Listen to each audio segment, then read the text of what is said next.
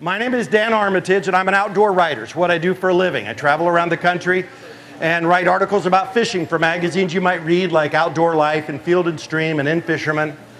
And I also host a radio show called Buckeye Sportsman that, as you can imagine, is on over in Ohio on about 25 stations every Saturday, hunting and fishing stuff. When I'm not doing that, I'm traveling around the country, coming to shows like this and schools and recreation and parks departments to make sure that kids like you and even you know the basics of how to go fishing. Because to me, fishing is one of the best activities anyone can get involved with. It's something that I got involved with about, several decades ago. And it's a sport that I feel like I keep getting better at. It's something I've enjoyed all my life, and it's something that I continue to enjoy and expect to continue to enjoy. So it's one of those things that takes you outside. If you like to eat fish, it allows you to catch some food. Moreover, it just gets you outside into healthy places and gives you kind of a neat activity to do that boys and girls, young and old, can do. One of the things that I like best about these programs and these shows, like Armstrong puts on here, is how many families do come out. It's a pretty family-oriented event, and that's important because some of these shows that I go to them from Denver to New York. There's RVs and boats and all this stuff for sale. These Armstrong shows are just more about getting people together, and you're pretty lucky to have a company like Armstrong that recognizes the importance of those of us who like the outdoors and puts on events like this. So Armstrong is to be thanked. And also the cane pole kits. I think the first 100 kids got in the door today got one of those cane poles, and it's a whole kit. It's the line and the sinker and the bobber and everything you need to be able to go fishing. And we're going to learn how to do that right now. Again, my name is Dan Armitage. If you want to get involved, I think what we're going to do today is I'm going to ask questions. And if you think you've got an answer to my question, I don't want you to yell it out. You would never yell it out, would you? You would never, if I asked a question, just yell it out, would you? You'd always raise your hand, right? Right? Yes, sir. So if I ask a question, you think you've got the answer, just raise your hand. If I call on you, tell me.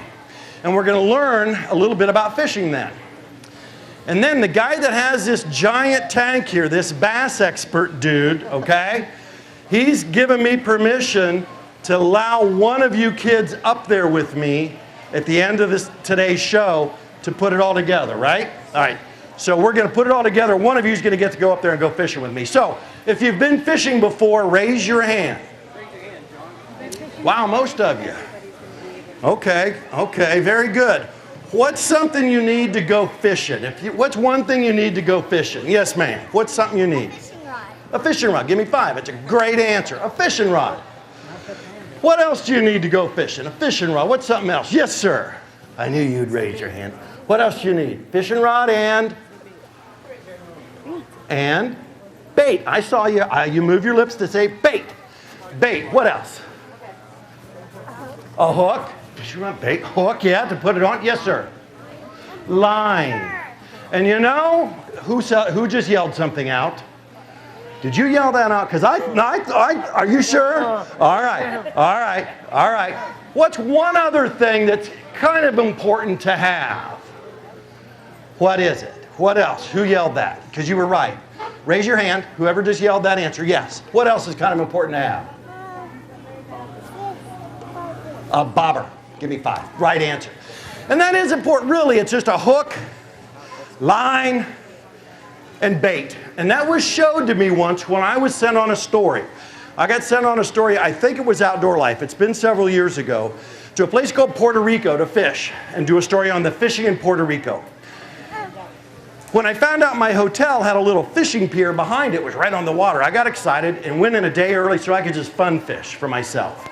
Now, when I go on these magazine articles, often the manufacturers will send me their latest rods and reels and hoping that I'll take a picture of it or write about it and make them famous or make people want to buy them. So I had all this fancy rods and reels and stuff, and I went into Puerto Rico, went down, got up early in the morning, went down to the little pier behind my hotel and started casting. And I cast and I reeled and I tried all the lures I had, and man, I could cast those things a mile because I had one of those new fancy rods and reels. Wouldn't catch them much though. And pretty soon some little Puerto Rican kids about your guys' age showed up from the local town. And they weren't wearing shoes, they weren't wearing shirts, most of them. You could tell they didn't have a whole lot. In fact, some of them started going in the dumpsters, looking in the trash cans, looking for stuff. And I thought, man, are these little kids looking for food? Are they that poor? A little girl went under the pier where I was fishing, and she was messing around down there. And pretty soon a little Puerto Rican kid came over to me, and he couldn't speak English, but he kind of tugged on my pants and said, Meester, and he made like a hook shape. He wanted some hooks, so I had some hooks, and I give this little Puerto Rican kid some hooks. Next thing I know, they all gather together, and when they separate, they're all trading stuff and doing things, and they all separated, and each of them had made their own little fishing rig.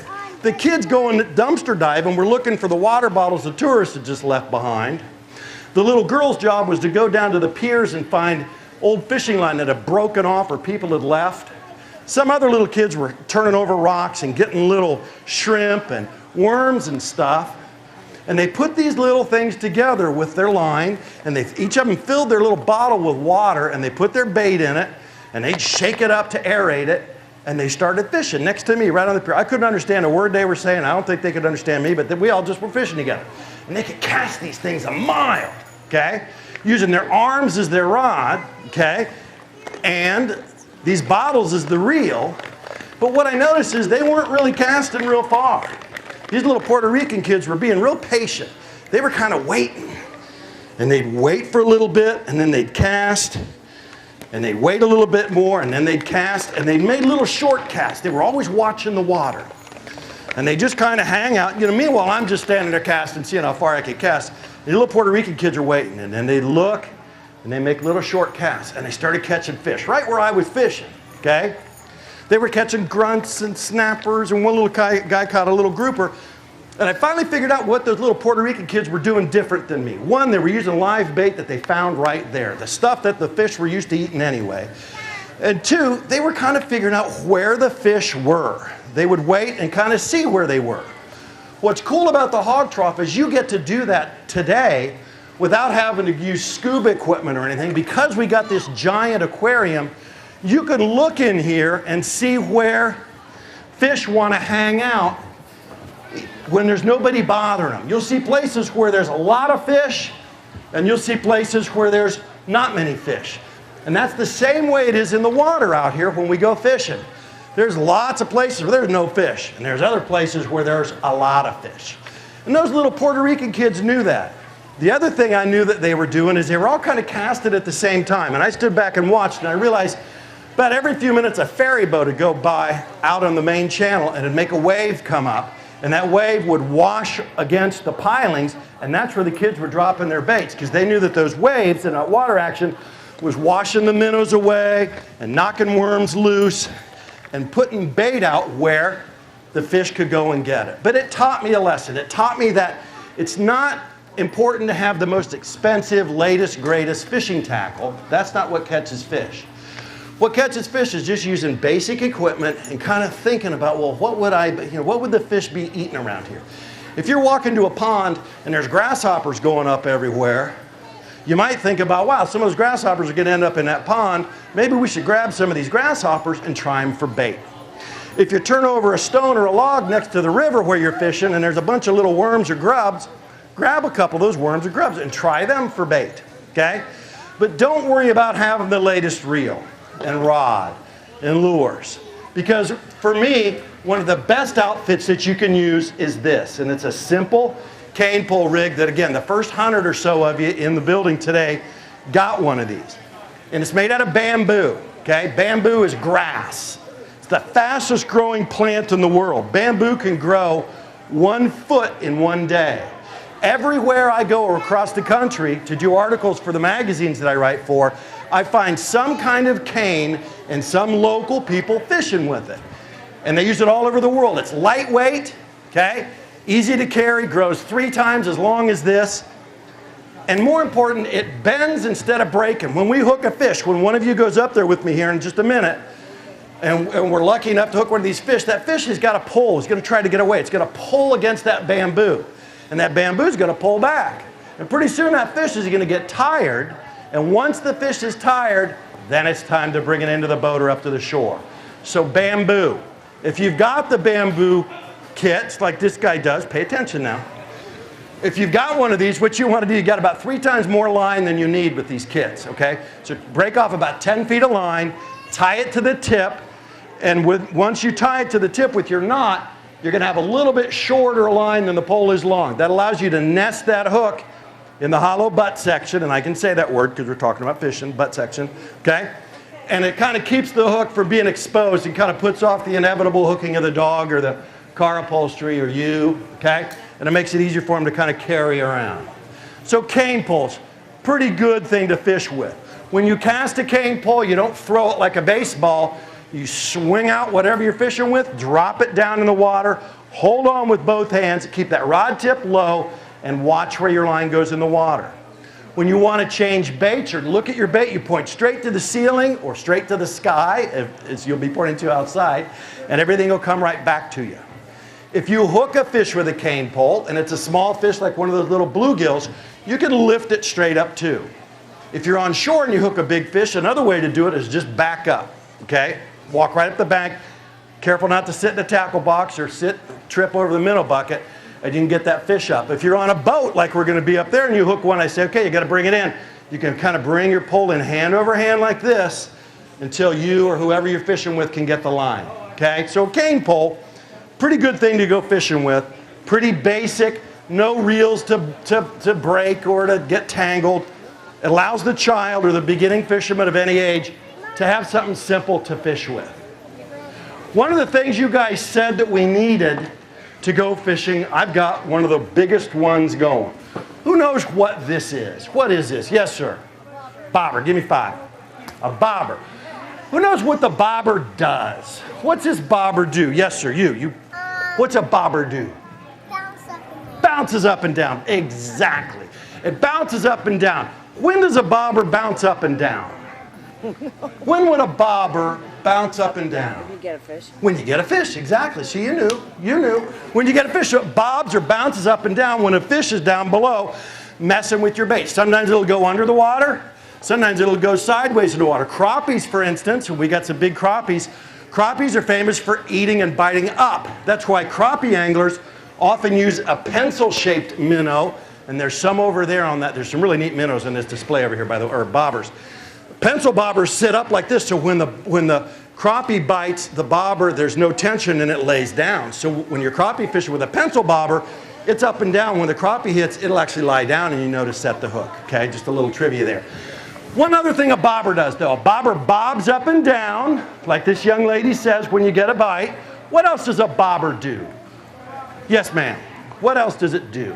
Float. It floats. That's exactly the right answer. It floats.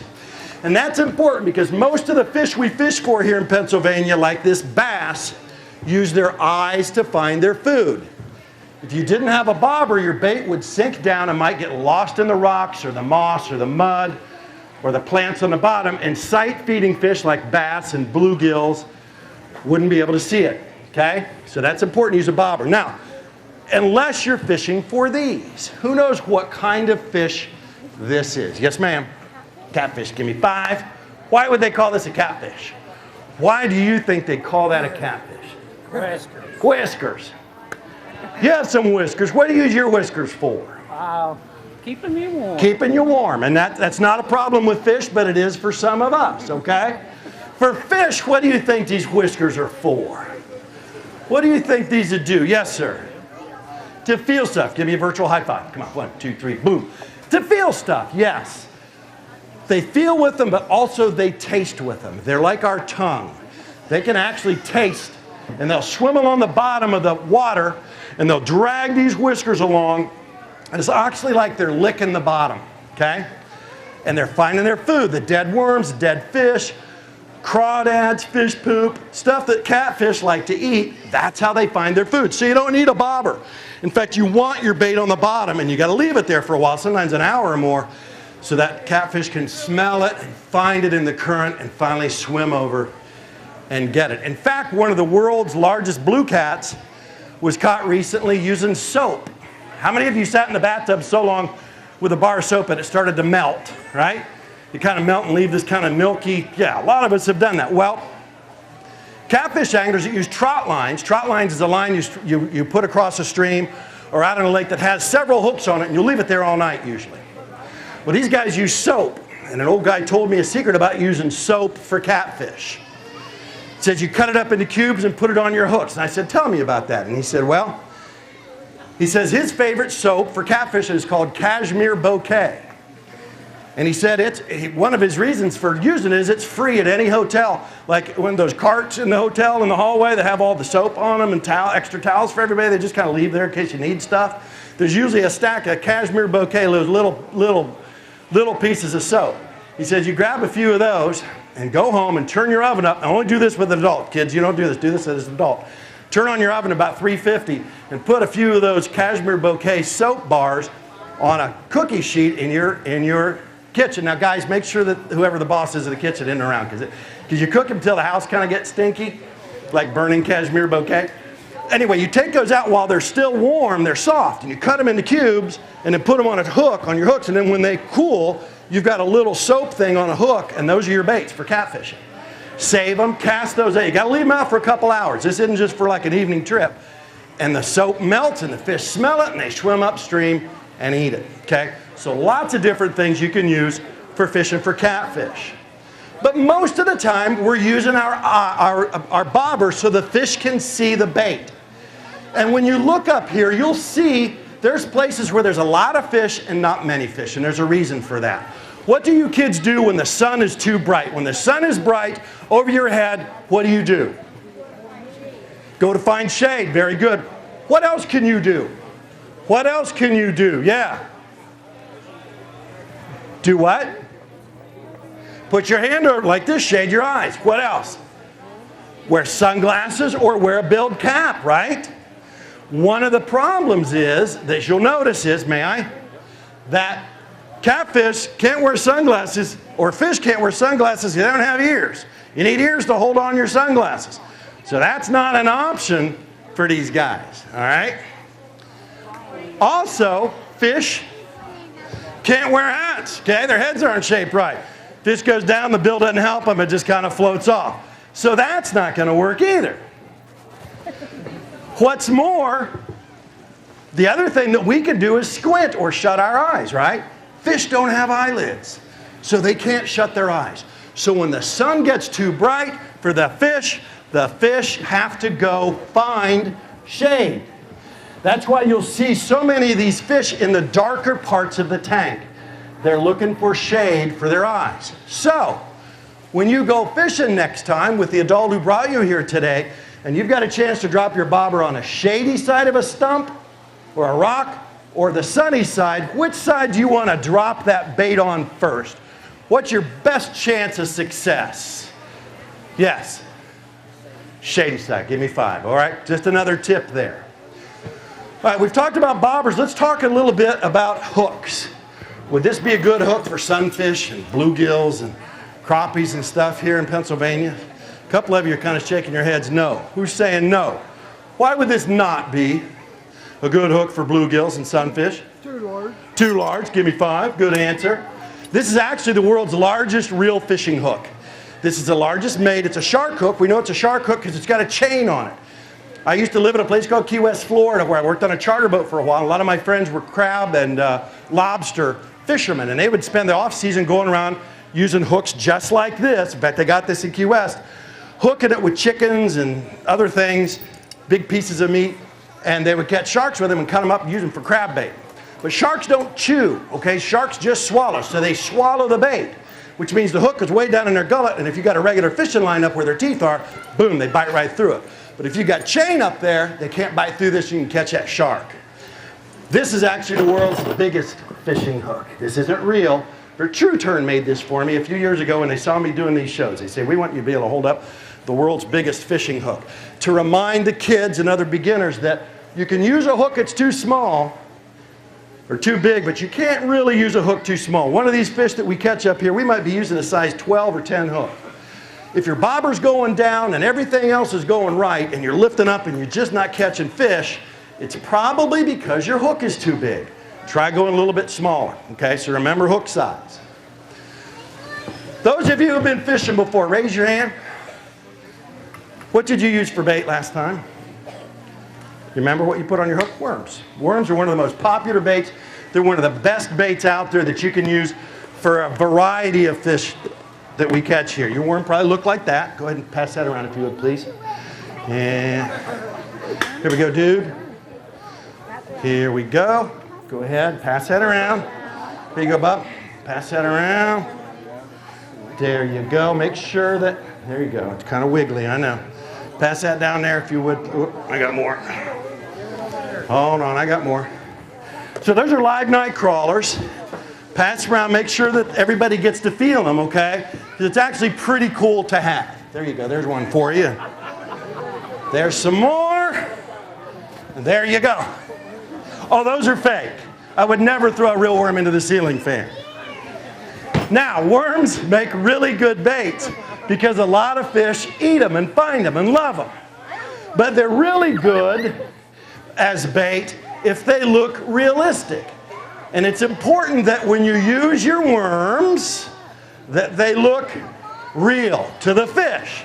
And if you use a light line and a light hook and maybe no sinker, and you cast your worm into the water, it should look like that. And that will happen. Did you see that bluegill eat that? Watch. Here. Look how long it takes that worm to sink to the bottom. Look at the bass coming from all the way over there to go eat that. Live worms make great bait for just about everything that swims here in Pennsylvania, but it's got to look real. One of the problems I see is people when they're using worms, they look like this on the hook, right? Because people hook it up too much, okay? They don't look like that. Who's got another live one? Who's got a live one? You're allowed to take them home if you want, okay? Just ask me for a little bit of dirt after the show. You want your worm, let's see if that'll hit, to look like that. Wiggling with ends sticking out, sinking real slow. And that will happen to it, okay? So no sinkers if you don't need them, no heavy hooks, no heavy line, and you got a lot better chance of hooking up like that. We talked about crappies earlier. Fishing for crappies are one of my favorite fish to fish for. Who has fished for crappies? Most of you guys have. All right. Raise your hand again if you fish for crappies and you're not old enough to shave. Whiskers. Yeah, you. What did you use for bait? Do you remember what you used fish for bait? Like little minnows probably, right? Minnows are a really popular bait for a whole lot of different species, okay? And a lot of different species will eat them. I can't take my eyes off your hat. What's it say? It's all up. Wait, let me may I see the hat, please? It's all about, it's all about the rack. And yes, it is. It is. And that's all I'm going to say about that. But minnows make great bait. Here's minnows in a rack hat. Live minnows in a rack hat. Okay, live minnows in a rack hat. Live minnows in a big rack hat. Live minnows in a rack hat. This live minnows in your rack hat. Live minnows, live minnows. Now I'm doing this quick because minnows can't live out of the water very long. It's like us in the water. Minnows will kind of suffocate, okay? So we got to do this quick in this lady's rack hat, okay? Because I was doing this last season up at the Detroit show, and before I knew, I was going down and a kid timed it perfect. Reached in, grabbed the big minnow and ate it right out of that. And I look at this kid's dad, and I look at him like, okay, what are we going to do? He looks at me and goes, it's what he does. And at that point, I wanted to do an Ohio, Michigan joke, but I would have had to be escorted out to my car. All right, so live minnows, okay? If you want your bait to get eaten by the fish, you got to keep them looking live. Excuse me, live minnows in a rack hat. All right, here we go. Here we go. She'll never be back, Joan. All right, so you want your minnows to look like that and swim natural, so when the fish get hungry, they look real, all right? So we're going to put these guys in here, and with a light line and no sinker, look at those bluegills after that. They will look like that, okay? And get eaten. So kind of watch them there because it's pretty cool to see. Boom! Getting sucked in there, right? So minnows will catch a whole lot of fish for you if they're fished correctly. And you do some fishing. I know you do hunting because you got the big rack hat. But it smells like bait, kind of. It's a little bit stinky. Why don't you wear this one, okay? Courtesy Armstrong, and let him maybe wear the big rack hat. All right, now, kids, you probably got, after passing around those worms, you probably got worm dirt and minnow goo and everything on your hand. You know the best way to get that is this kind of a fisherman's secret. The best way to get all that guck and stuff off your hands, you wipe on the front of your pants. That's why we wear long pants, as anglers just wipe, but he knows. So does he. He's wiped his hands so hard, both his knees tore out, okay? And this guy can wipe and doesn't show because it's camo, right? All right, so it's important to make sure your baits look real, okay? And make sure that they look the way the fish are used to seeing them up there, okay? Would you go fishing with me and see if we can show everybody how to do this? Yeah? All right, you get this fella to hold that cane pole kit for you. You follow me. And we'll see if we can put this all together and catch one of these fish. You follow me. All right, and Mr. Trough here is going to be behind you, and I'm going to be ahead of you. And we're going to see what we can do. Okay, send her on up. Good job. Good job. Stand right here in the middle. How's that? You feel okay up here? Yeah? What's your name? Michaela. Michaela. Who brought you here today, Michaela? The girl in the yellow shirt And the dude with the tats. Yeah, the girl in the yellow shirt and the dude with the tats. It's pretty nice of them, you know. All the kids here at Antlers and Anglers today are really lucky that you've got an adult that's going to take time on a Sunday afternoon and bring you out to the show, okay? Maybe they'll take you fishing this year too, or hunting, okay? You're very lucky, as is Michaela. All right, Michaela, one of the first things we got to do is make sure you're safe. You know what this is? a life jacket. A life jacket. Go ahead and put that on. Michaela's putting on her life jacket. It's real important when kids are around the water, not just when they're in a boat, but even if they're at a farm pond, okay? And they're near the water, where the shore could be slippery, or where they could trip and fall off a dock. You got to make sure that they've got a PFD on, and that it fits right. They make PFDs for kids now, in sizes that'll fit. You want to make sure they're snug on them so they can't fall out. You test them by lifting up on the shoulders just to make sure they're tight. Okay, and I think Michaela's good here. I don't think she's risks falling out of there. So I think that she's pretty safe around the water now. What we've got to do next is figure out, and this is where the kids get to participate again, we've got to figure out what Michaela's going to use for bait. We've got worms and we have minnows. What I'm going to do is I'm going to go 1, 2, 3, and I want you to yell worm or minnow as loud as you can. Whichever one we hear loudest, that's what Michaela's going to use, all right? So worms or minnows as loud as you can on 3. 1, 2, 3. Which was loudest, worms or minnows? Probably minnows. Probably minnows. See, I heard worms. I heard the worms loudest. So, you know what I think we're going to do? Let's separate it. Just the worms. Just the worm, kids. As loud as you can on 3 worms. 1, 2, 3. That's pretty loud. I don't think the minnows can beat that. Got a minnow kid going, yeah, we can. All right, I'm going to give you a chance. Minnows on 3. 1, 2, 3. I think minnows won. Okay, Michaela, go ahead. You got some minnows. Go ahead and grab your minnow out of there. I'm going to get this rigged up here. Just go ahead and grab your minnow out. Just grab any one of those out of there and get that minnow out, Michaela, and I'll get your rod reel. Just grab any one of them there. Just use your hand and just anytime now. Watch the one with the teeth. Okay, you're good. You're good. All right, just anytime now. I'm busy up here. You got plenty of time. We're good. So Michaela, now this is part of the fun of taking kids fishing. You buy them bait, you put minnows in a bucket, you put worms in a tub, you get grasshoppers, you get all kinds of things, and let them enjoy this part too, because it's not all about catching fish. These fish have been tough this weekend.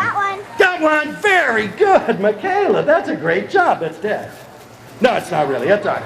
All right, Michaela, you did well. Go ahead and hold on to that. We're going to bait Michaela's minnows through both lips from the bottom up. There's a bunch of different ways to hook minnows, but that's one that I usually start with, through both lips, from the bottom up lightly, so that the minnow stays alive and swims. The challenge here is always getting it around the ceiling fan. Now, a lot of places you don't have ceiling fans overhead to deal with, but when you do, you've got to kind of get around it. Ooh, should I try a bow and arrow cast? All right, watch this. It will either really work or really not, okay? There we go. Underneath, just like shooting under a dock. Watch that bobber, Michaela. Hold on with both hands, and let's just kind of wait, because this is the other lesson that fishing teaches kids. And sometimes you gotta wait a while to catch a fish. And that's an important thing to learn, okay? Is that you gotta wait a while till something comes along. Is anything looking at her bait? No, maybe a little bit. Does she still have a minnow on there? Okay, because I know she got a good bite. But we're waiting. And again, this is a big part. In fact, the waiting for the bite is one of the favorite things of a lot of adults, because we realize how important it is to be able to relax. All right, I know adults who don't even sometimes remember to put bait on before they go fishing. All right, watch this. Oh, man. How close am I to the blades? Really close. All right, we're going to drop Michaela's minnow down there and see what happens. Is there any bass near it? You kind of checking it out? A little bit.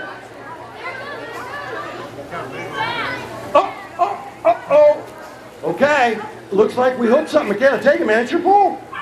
Look at that. Wow, now I've got the barb turned off of that, so I'm thinking that fish is going to shake that hook, but it doesn't look like it's going to shake it off now. Wow, Michaela, what do you think of that? Have you caught fish before? No? Well, you are now. This is pretty fun, huh? Okay, I've got to use the men's room, so I'll be back in a few minutes. Okay, you okay by yourself up here? Kind of shaking, maybe?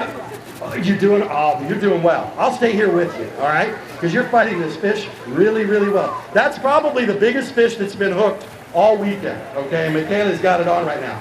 So what we've got to do now, since it's not shaking off, is we've got to try to land it, okay? You were watching. What do you do now? If you're on a boat and you're using a cane pole, what's one way to bring the fish in? Like twist it back. Yeah, like twist it or kind of go like this, right? Just make sure the guy isn't standing right behind you when you do that. All right, keep going back, keep going back. Keep going back, not you, just the pole. Good, good, good, good. Man, I thought this fish would get off here by now. All right. See if I can get it to shake off. If not, we're going to have to unhook it, okay? And here we are. Look at this. He's not going to shake off, is he? All right, one more lesson, guys. When I learned to fish, when I was about Michaela's age, remember when I took the minnows out and I had the lady's big rack hat on, or the lady's hat, when I had that hat? And the minnows, I said we had to hurry up because the minnows would die. Well, fish when they're out of the water can't breathe. So the old guy that taught me how to fish said, Dan, anytime you've got a fish out of the water to take the hook out, you should hold your breath. And if you can't get the hook out by the time you need a breath, the fish probably needs a breath to put it back in and try again. So Michaela's bass is going to come out. We're going to hold our breath while I try to get the hook out, okay? 1, 2, 3.